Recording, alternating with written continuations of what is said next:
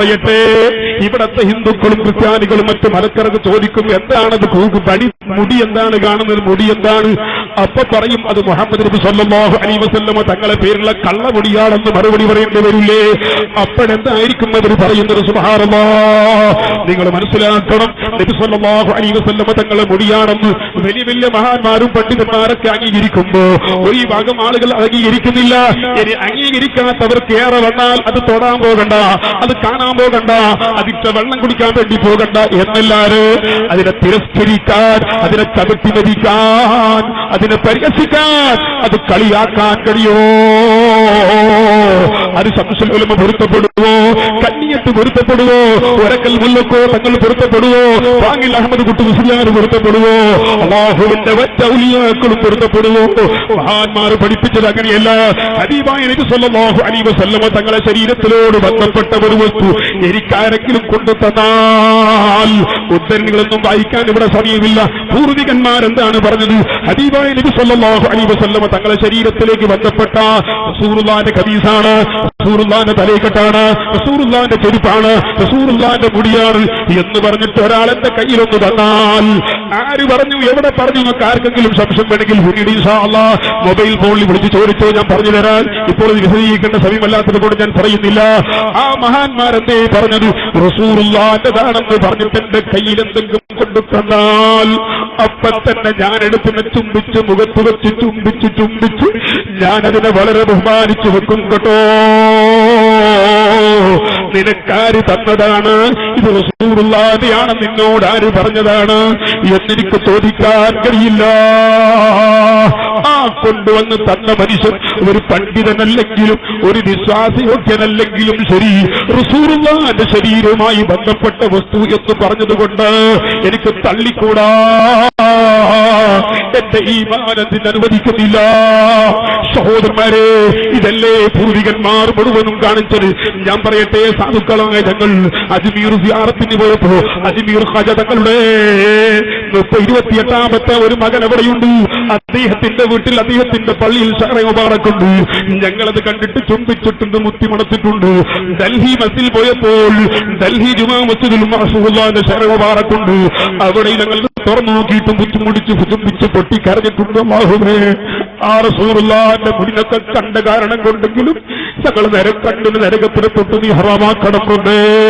അങ്ങനെ പോരാ, ബഗ്ദാദിൽ പോയപ്പോൾ അഹ്മദുൽ ബദവി ഖദ്ദസല്ലാഹു സർറഹുൽ അസീസ് അവരുടെ മഖാമിന്റെ ഉള്ളിലും പ്രത്യേകമായിരിക്കുന്ന കാപ്പാട്ടിന്റെ ഉള്ളിൽ ഷഹറെ മുബാറക്കുണ്ട്.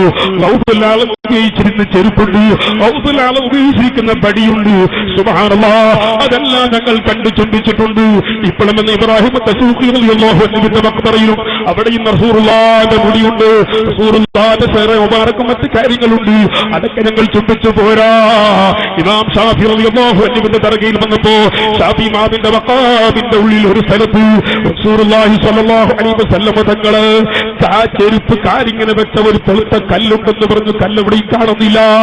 അവിടുത്തെ മുജാബിറിനോട് ഞങ്ങൾ അമീർ ചോദിച്ചു. അപ്പോൾ പറഞ്ഞതായിരിക്കും ഇപ്പോൾ കാണിക്കാറില്ല. വളരെ നിർബന്ധിച്ചപ്പോൾ കൂടെയുള്ള പലരെയും അവിടെ നിർത്തിയിട്ട് സുബ്ഹാനല്ലാഹ് ആ ഒരു പടം ഇങ്ങോട്ട് പൊക്കി നോക്കുമ്പോൾ ഒരു വെളുത്ത കല്ല് അവിടെ മലവിൽ ആ ഇമാം ഷാഫി തങ്ങൾക്കുള്ള മഖ്ബറിന്റെ ഉള്ളിൽ അവിടെയിൽ വെച്ചിട്ടുണ്ട്, അവിടെ നിലത്ത് വെച്ചിട്ടുണ്ട്. ആ പടം പൊന്തിച്ചു തന്നപ്പോൾ ആ കല്ല് കാണുമ്പോൾ ഞങ്ങളൊക്കെ നെറ്റി വെച്ച് ചുംബിച്ചു.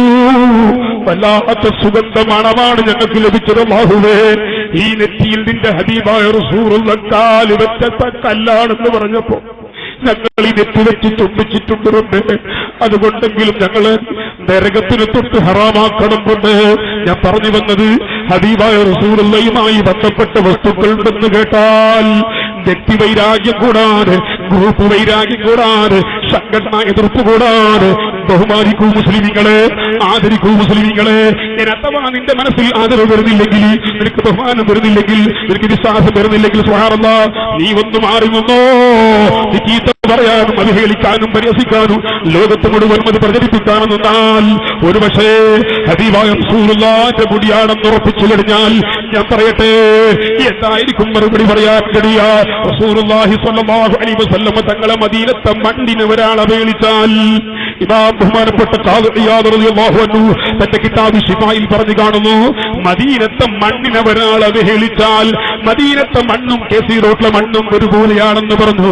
മദീനത്തെ മണ്ണിനെ ഒരാൾ പരിഹസിച്ചാൽ അവഹേളിച്ചാൽ അവന്റെ കൽബും ഈമാനില്ലാതെ അവൻ ചത്തുപോകുമെന്ന് ഖാദി ഇയാദ് റഹ്മത്തുള്ളാഹി അലൈഹി രേഖപ്പെടുത്തുന്നെങ്കിൽ, മദീനത്തിന്റെ മണ്ണിനിക്ക് വരെ പ്രത്യേകതയുണ്ടെങ്കിൽ ഹബീബായ നബി സല്ലല്ലാഹു അലൈഹി വസല്ലം തങ്ങളുമായി ബന്ധപ്പെട്ട കാര്യങ്ങള് ഇവിടെയുള്ള മുസ്ലിം ഉമ്മത്തിനോട് ഞാൻ പറയുന്ന, നിങ്ങൾ ഏത് പാർട്ടി, ഏത് ഗ്രൂപ്പ്, ഏത് സംഘടന നിങ്ങൾ തീരുമാനിച്ചോ, ഞാൻ പറയട്ടെ, അത് വിശ്വസിക്കുന്നില്ലെങ്കിൽ, ഏറെ വന്നാൽ എനിക്ക് ഇഷ്ടമില്ലെങ്കിൽ, നീ ഒരു തൊടാനും മുത്താനും പോകുന്നില്ലെങ്കിൽ വേണ്ട, വെള്ളം കുടിക്കാൻ പോകുന്നില്ലെങ്കിൽ വേണ്ട, പക്ഷേ അതിനെ പരിഹസിച്ച് കളിയാക്കി പൊടിയിലിങ്ങനെ നാട്ടിയിട്ട് കൊണ്ടു നടക്കുമ്പോൾ ഇതെവിടെയാണ് പരിഹസിക്കപ്പെടുന്നത്, ആരെയാണ് കളിയാക്കണമെന്നും കൂടി ചിന്തിച്ചിട്ട് മുസ്ലിം ഉമ്മത്ത് ജീവിക്കണമെന്നും അങ്ങനെയുള്ള തെറ്റിദ്ധാരണകളും വേണ്ടാത്തരങ്ങളും ആരും പരത്തരുതെന്നും നല്ലതിന്